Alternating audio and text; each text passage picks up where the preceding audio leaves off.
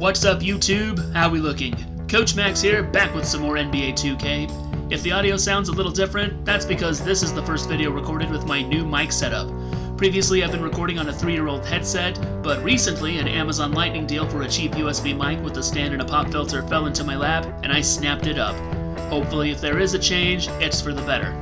Anyway, this week, in honor of the NBA trade deadline, I'm giving you not one, but 2 rebuilds. It's an and one on the rebuilding, though to be accurate, this is less of a rebuild and more of a reshuffle, because we're not making trades, but going in with a pre-traded roster. Which is kind of funny considering I'm doing this in honor of the trade deadline, but whatever. So by now, everybody knows just how explosive the last couple of weeks have been, with Memphis putting Mike Conley and Marc Gasol on the block, Anthony Davis putting himself on the block, and Kristaps Porzingis actually getting traded almost immediately after saying he wasn't happy in New York. This is usually a very speculative time with lots of rumors and stories flying all over the place, and commentators, armchair GMs, and real GMs all discussing hypothetical moves. A good player being up for trade will usually draw plenty of interest and analysis. All-star caliber players like Conley and Gasol will draw even more. But when you throw in generational talents like AD and Porzingis, suddenly there's a lot of potential for superstars to be moving around or teams to be blown up, and you're looking at a situation that threatens to upend the whole NBA, especially after we've already seen Jimmy Butler, DeMar DeRozan, and Kawhi Leonard move. All the talk of AD potentially going to the Lakers or the Celtics and of Porzingis going to Dallas got me to thinking, what if we gathered all those players who have requested trades or are heavily wrapped up in rumors into one team? How would that team look? How would it do? How would the teams who lost talent move forward? This idea had been percolating in the back of my mind, but I knew I had to make a video on it when I saw Andy Hoops' video on the 12 players likely to be traded at the trade deadline. It was a good video with a lot of good points, some I hadn't known before. Now I'm recording this before the end of the trade deadline, so I won't know if all of these guys will be moved, but what I can do is put those guys on the team, see if the changes in personnel are for the better or for the worse, and while we're at it, see how they do against the rest of the NBA. So, we're gonna do just that. That's reshuffle number 1. Number 2 is going to be the same concept, though this will be a roster that I've built using slightly different criteria. We'll go more into that when we get there, but for now, let's see who Andy figured would be on the move this week. For this reshuffle, we'll be running with the New Orleans Pelicans. The reason for this is that out of the 12 players on Andy's list, 5 of them are Pelicans. Quick note though, since we can't run with just 12 players, I'm going to go ahead and keep a couple of the original Pelicans as well as throw in one bonus that we'll cover as soon as we get there. Anyway, the reason for so many Pelicans on the list is this man, Anthony Davis. The general reasoning is that the other 4 Pelicans on the list will either be part of the Anthony Davis trade if and when it happens, or will be traded away to clear cap space so the Pelicans can rebuild. Next on the list is Nikola Vucevic, who is having a career year with the Magic, and then we have Drew Holiday and Julius Randle, Mike Conley and Marc Gasol, who as I mentioned before have already been put on the block by Memphis. Enes Kanter has been very vocal about wanting to be traded out of New York ever since he got moved to 3rd on the depth chart, so I definitely hope he gets moved at some point. Nikola Mirotic, as we mentioned, Jabari Parker, who has not quite been able to make it work in Chicago, probably due to the fact that Bari doesn't get paid to play defense and thus doesn't play defense. Then we have Jeremy Lin, who's actually doing pretty good in Atlanta, and we figure he might be moved to clear some space in Atlanta for some team that needs a good backup point guard. Then we have each one more. Darius Miller is one of the original Pelicans that we are keeping. Thon Maker is the bonus because he also has demanded a trade, but there hasn't been a whole lot of talk about that. And then the last player on Andy's list is Frank Ntilikina, who, as we know, probably may not be necessary in New York now that they have Dennis Smith Jr. And then Ian Clark finishes out the roster here. So that's the team we're going to be running with. Let's take a look at the rotation. So a couple small changes, namely switching Nikola Mirotic and Jabari Parker to small forward and each one more to shooting guard, and the rotation looks quite a bit better. Here's what 2K thinks it should be now. In the backcourt we have Mike Conley and Drew Holiday, at the 3 Nikola Mirotic, at the 4 Julius Randle, at the 5 Anthony Davis. And then next off the bench is Nikola Vucevic, followed by Marc Gasol and Enes Kanter. Yes, 3 centers are your 6th, 7th, and 8th men. And then Jabari Parker, and then Jeremy Lin. Rounding things out is each one more Darius Miller and Thon Maker, and the reserves are Frank Ntilikina and Ian Clark. So we've got a really good starting lineup and not a whole lot of balance on the bench, but look at that starting lineup. I wouldn't say that's 5 all-stars, but it's pretty close to it if you ask me. So we're not going to be worrying too much about things in this particular rebuild. Pretty much the only thing I've actually done is replace Alvin Gentry and the assistant coach with slightly better candidates, but most of the other processes are going to be automated. This is just a one-shot. We're just seeing how this goes, so we're not going to get tripped up by injuries or needing to deal with other things. We're going to go ahead and sim to the All-Star Draft just to see how things go, and hopefully we get some interesting things happening. Either way, ready, break! So we start off with a win against the Rockets and a win against the Kings, which is probably better than the Pelicans are actually doing in real life right now. Another win, a huge one against the Clippers, and we squeak by the Nets, finally take an L against the Jazz and against the Nuggets. And all of our losses have been pretty close so far, so I'm not too worried, but we're kind of going in a tailspin. We win 4 in a row, then we lose 5 in a row, and it looks like we're splitting things right now. Now, as I mentioned, I did automate things, so the lineups are changing every game, so who knows exactly how 2K is managing things, but it seems to be managing pretty well. We're at a 10-7 record at this point in the season. As far as performance goes, I'm not too surprised. Like I said, we've got a really strong starting lineup. That bench, though, is not one that I would be comfortable running with. If I were actually manning this team, I would definitely probably be trading Gasol or Cantor for probably a better backcourt sub in general. And yeah, that's about one of the big changes I would make, but I'm not too worried either way. Going into the middle of December, we are 20-9, which is actually pretty good. There's not really much I can say, so if we did gather everybody onto one team, we would actually run into some interesting things. I think I'll actually stop the simulation at January 1st just to kind of see what might be going on, see if maybe one of the other Pelicans that went into free agency got picked up. And I figure that's also be a good chance to look at the awards and see how things are going from there. So we're going in there with a good bit of momentum. Actually, we're going in with, I was about to say I thought we were on a big winning streak, but no, I do see a loss to the Lakers in there. But you know, it's LeBron. You can't expect to win all of them. So we're a little into January, and the Pelicans are currently sitting at 28-11, which is good enough for the second seed in the Western Conference right now, which is really impressive. I don't think the Pelicans have ever ranked this high in any capacity, and the playoff picture definitely looks pretty interesting. Switching over to the transaction report, let's just look at signings. Doesn't look like there's much. The Suns ended up picking up Okafor, but that's pretty much it as far as any other former Pelicans in the. Yeah, tripping over my own words here. As far as most valuable player races go, it's Giannis, the Warriors, and Jokic all vying for that spot. Rookie of the Year, we don't even have any rookies, so I'm not worried. It doesn't look like we are up for anything except for Anthony Davis being up for Defensive Player of the Year, like he tends to be. Nothing in it there for Most Improved. Anybody win anything as far as season awards? Does not look like it. Okay, so that's pretty much that. Not much interesting happening. So, as I mentioned before, I'll see you at the All-Star Draft. So at the All-Star Draft, Anthony Davis makes it for the Pelicans, which is pretty much to be expected. What isn't to be expected is that John Collins actually makes it as a reserve, which is pretty impressive. I believe it is the first time I have seen John Collins make the All-Star game in any capacity in 2K and any time I've played it. So good to see him. Also, Kemba Walker is a reserve, and I do have to say it is awesome that he is actually voted in as a starter this year, especially with the All-Star game in Charlotte. That is just good to see. I love seeing things like that.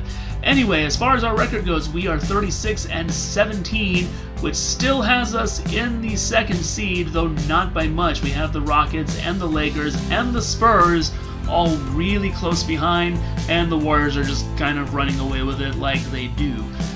Let's go ahead and take a look at our stats and see how things have been affected so far.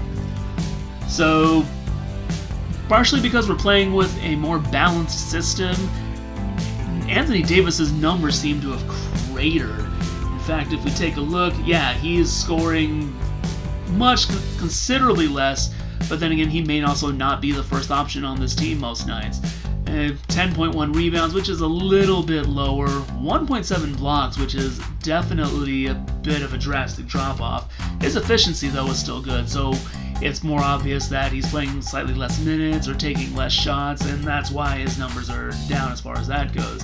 Mike Conley is scoring about as much as he normally does, and he is averaging 6.7 assists, which I think might actually be a career high for him.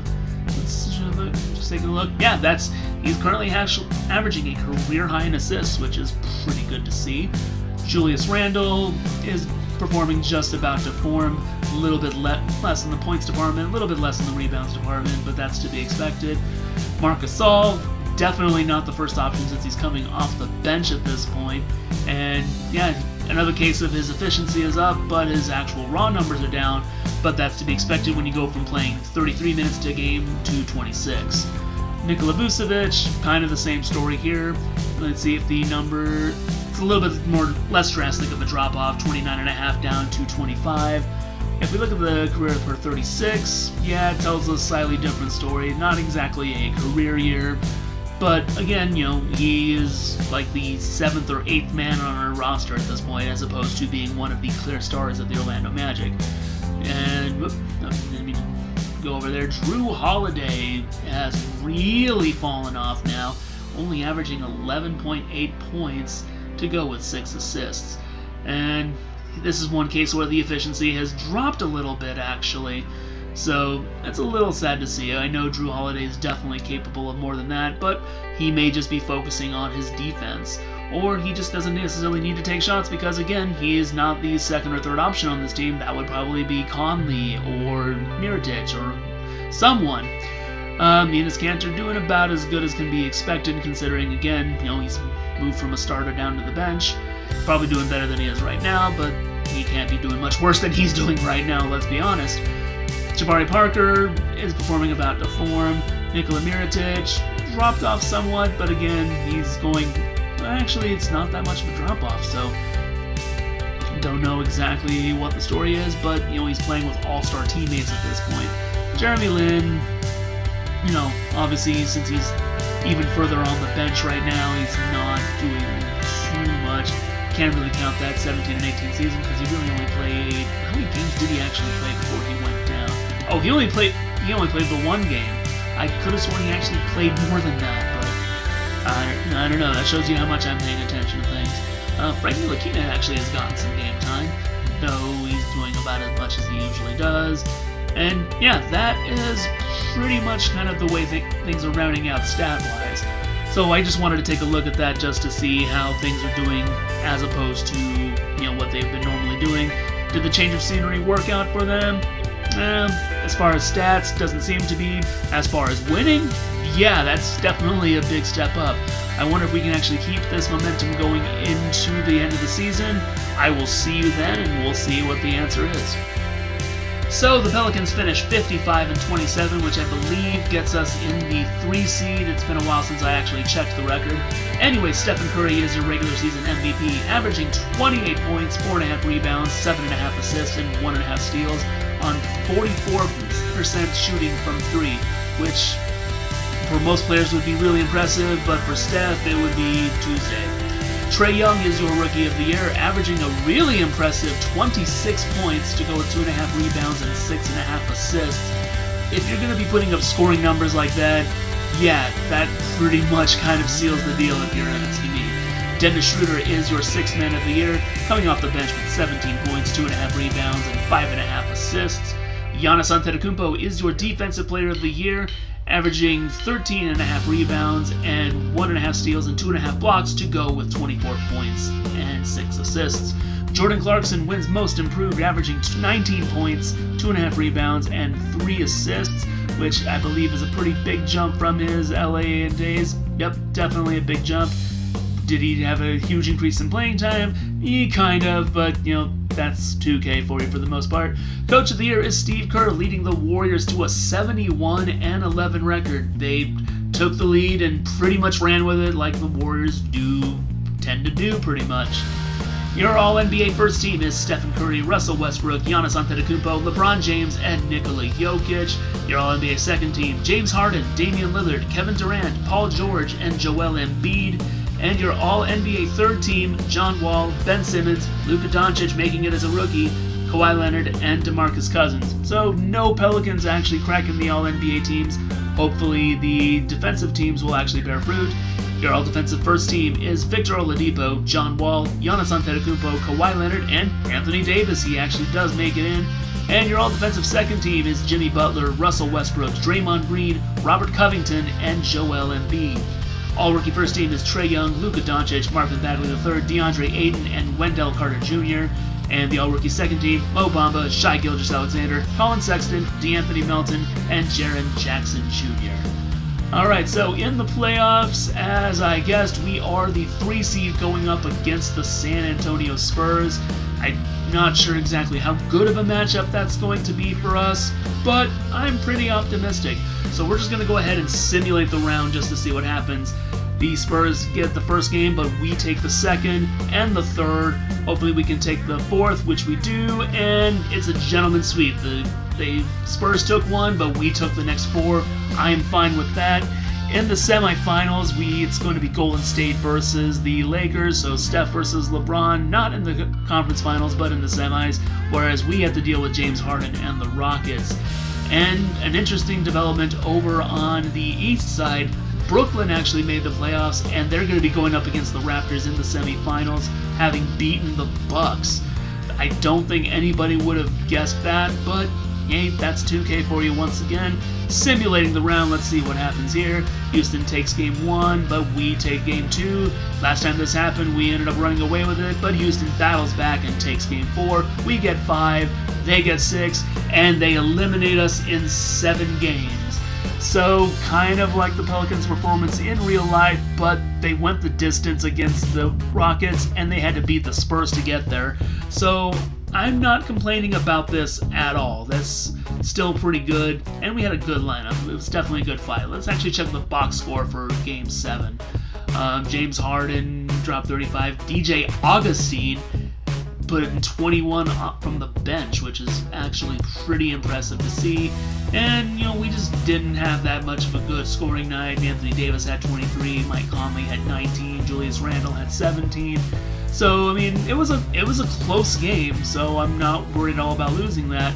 And then we have Golden State and Houston in the conference finals, and the Celtics and Toronto in the conference finals over in the East. So this is pretty much exactly how people were expecting things to play out. So let's just simulate the rest of the playoffs and see who ends up taking it. And Boston's doing pretty good over there in the East. The Warriors almost swept the Rockets, but they ended up taking the series in 5. Boston goes 7 against the Raptors and makes it to the finals, and the finals actually look to be very competitive before the Warriors win it in 6 games. Stephen Curry is your finals MVP, averaging 32 points, 5 rebounds, and 8 assists, shooting over 50% from 3, which, again, if this was anybody but Stephen Curry or Klay Thompson, I'd be very, very shocked. So that is pretty much exactly how this would do. Let's actually take a look at the final season stats for see if there have been any changes since then. So not a lot of changes as far as individual scoring goes. I know it looks like we don't exactly have a stellar offense considering we have not a single person averaging more than 19 points a game, but if we actually check the team stats, if we sort by points per game, we actually have the number 5th ranked offense in the league. And you might be wondering exactly how we won 55 games with that. Well, that's because we actually have the number 2 defense in the league that goes with it. And also, really, if you actually take a look at the records, it's basically the Warriors and then the entire rest of the NBA, essentially. So I'm not at all opposed that the Warriors won the championship. If they've been dominating the NBA this much, they do kind of deserve it. Will they do it in the next rebuild? Well, you'll just have to stick around and find out. Before we launch into the second half of this video, I just wanted to once again let my NBA 2K audience know that if you're looking for a little something different, I'm currently streaming Kingdom Hearts 3 as well. If 2K Fridays aren't enough for you, you can also catch the stream around midnight Pacific time on Saturday and around noon on Sunday. These are tentative times, and they're just when I start. How far I'll go depends on y'all. I'm just doing what I can to entertain and build an audience, so if I have managed to entertain you, let me know with a like, a comment, or by subscribing. Believe me, just as a coach is nothing without good players, I'm not much of a creator without people to create for, so your support is very definitely valuable. Alright, enough of this advertisement. Let's move on to reshuffle number 2. So as I mentioned before, this is going to be the same base concept, taking 15 guys who have been linked with either demanding to be traded, trade rumors, or actual trades, and putting them on the same team. But to balance things out a little bit, we're only taking one player from each team. And just to stir up even more unrest, we're going to be putting them all on the Golden State Warriors, and the current Warriors are all going to be in free agency. So that all-star starting lineup is going to be broken up and potentially picked up by different teams. Just what kind of different things are going to be happening in this crazy parallel NBA 2K universe? Let's find out. So if you had any doubts about just how crazy this was going to turn out to be, just take a look at this starting lineup. In the backcourt you have Mike Conley and Jimmy Butler. At forward, Kawhi Leonard and Kristaps Porzingis and Anthony Davis at center. So basically we traded one all-star starting lineup for yet another all-star starting lineup, but that's not all. First man off the bench is Enes Kanter, followed by Kelly Oubre Jr., Kent Bazemore, Lonzo Ball, and Jabari Parker. And then rounding out the bench we have J.R. Smith, Wayne Ellington, and Jonathan Simmons. And our reserves are Thon Maker and Marquise Chris. So we're probably not too worried about the 11th, 12th, and 13th men on this roster, but do we really need to be considering what kind of starting lineup we have? This is basically, taking a mishmash of all-stars and putting them all together, and that's what happens when all-stars want to be traded. Let's see how this plays out. So what we're going to do here is sim ahead about a week and then stop. The reason for this is, as I mentioned before, the original Golden State Warriors are currently free agents. So we're going to give the rest of the league about a week to see who picks up who and see what ends up changing there.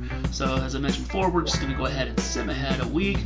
We do beat the Thunder and lose to the Jazz in the meantime.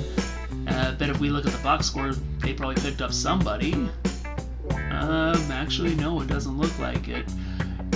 Remember, the first time I actually did a practice run on this, the Jazz ended up picking up Steph Curry. Let's see who did, if anything.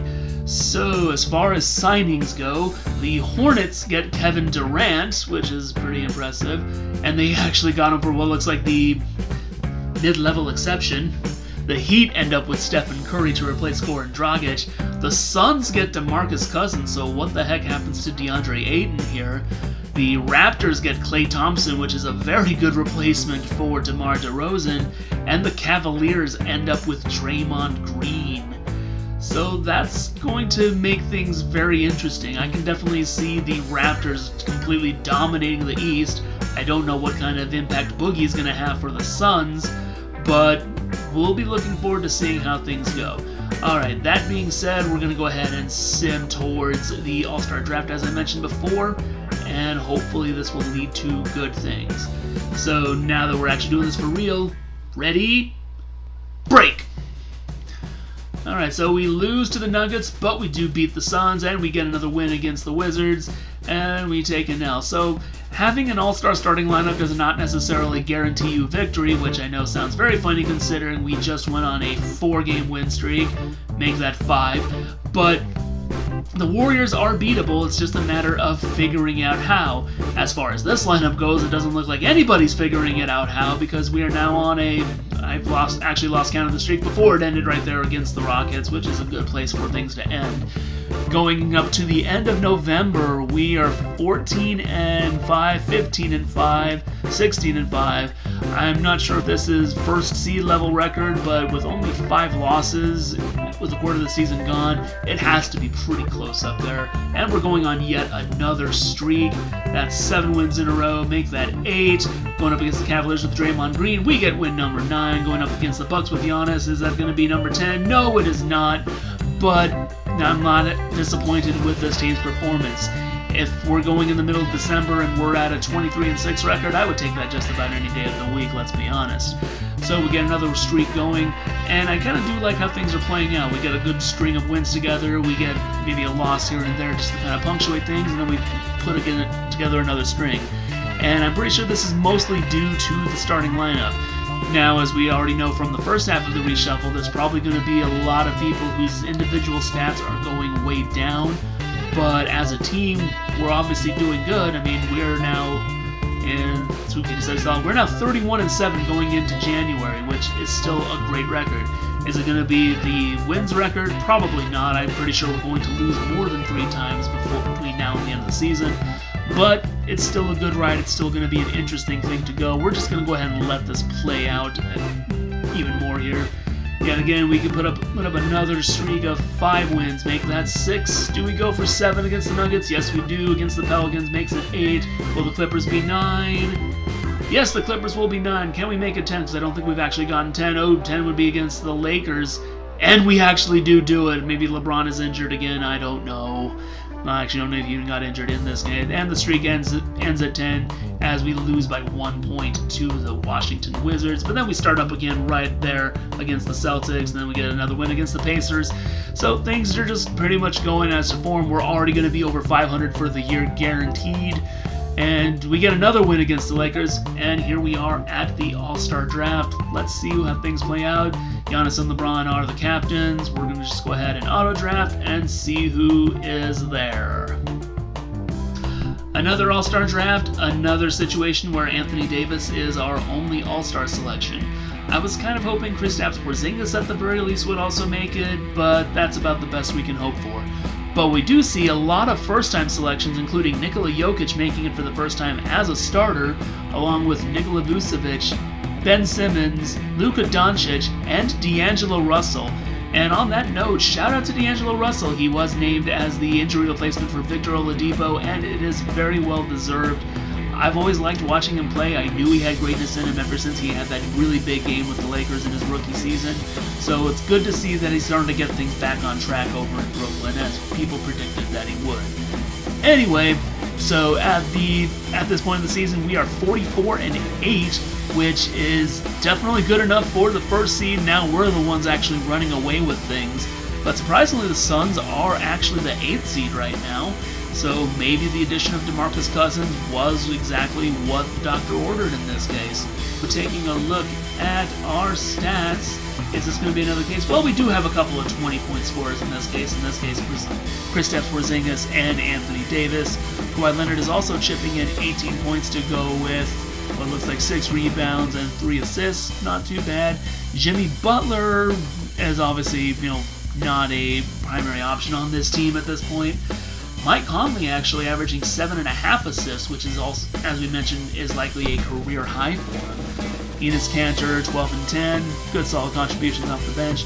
Kelly Oubre obviously has kind of fallen off a little bit, but he is playing less minutes at this point, so that is to be expected. Kent Bazemore probably fallen off for the same reason. Oh yeah, his playing time was cut practically in half, so the fact that he is actually putting in 7.3 points and pretty much doing exactly what his per 36 minutes would suggest is actually pretty good. Lonzo Ball has also fallen off, but again, he's moving from a starting role to a bench role, so that's to be expected. Per 36 shows that he will probably be setting a career high in assists right now. I don't even know why I'm saying career high, because this would be his second season, so of course it would be his career high if he actually did better than last season. So all in all, the scoring is a little bit better.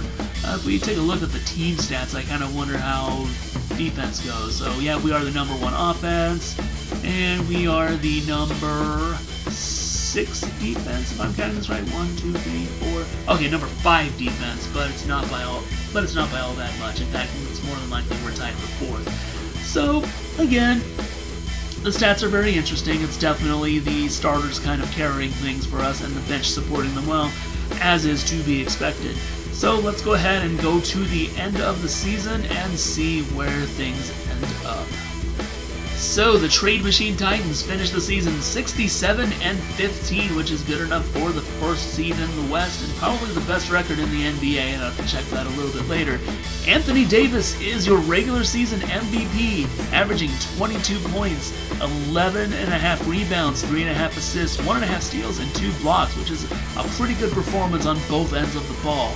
Luka Doncic is your Rookie of the Year, averaging about what I would expect him to be, 18.5 points, 8 rebounds, 7 assists, 1 steal, and half a block. Dennis Schroeder once again wins 6th Man of the Year with 16.2 points, 2.5 rebounds, 6 assists off the bench. Giannis Antetokounmpo is Defensive Player of the Year. He had a steal and a half and 2 blocks to go with 26 points, 13 rebounds, and 5.5 assists. Nikola Jokic wins Most Improved with 22.5 points, 14.5 rebounds, and just under 8 assists, just under 2 steals, and a block and a half. And I'm pretty sure that is a huge jump from what he was doing before. Okay, not that huge. I actually thought he was averaging a little bit less last season.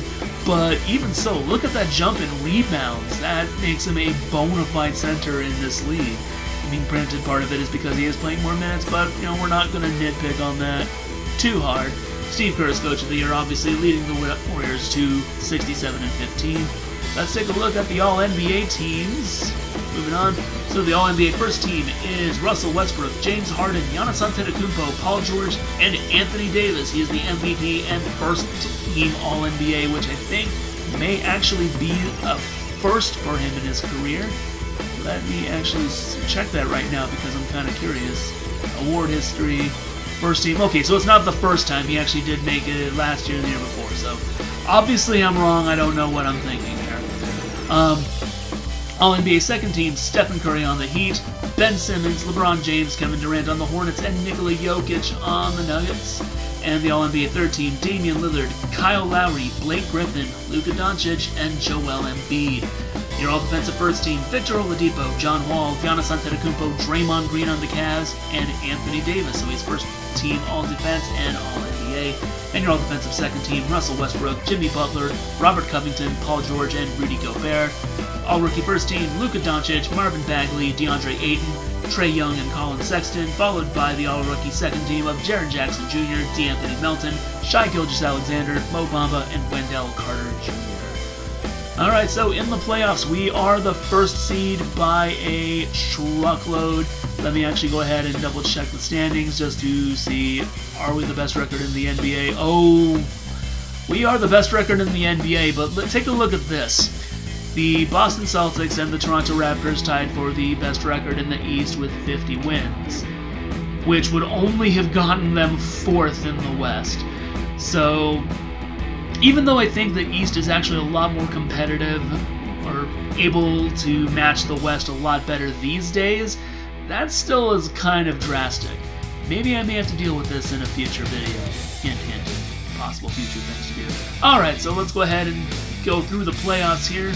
I don't anticipate too much trouble, but we lose the first game, so I may be eating my words. We lose the third game, but we do take the fourth, we do take the fifth, and we do take the sixth. Okay, so I was getting kind of worried there when we actually gave up to the Nuggets, but it is the Nuggets with Jokic, so I really shouldn't be surprised. LeBron James's streak of finals ends this season as they get swept by the Spurs in the first round. Ouch, that is terrible.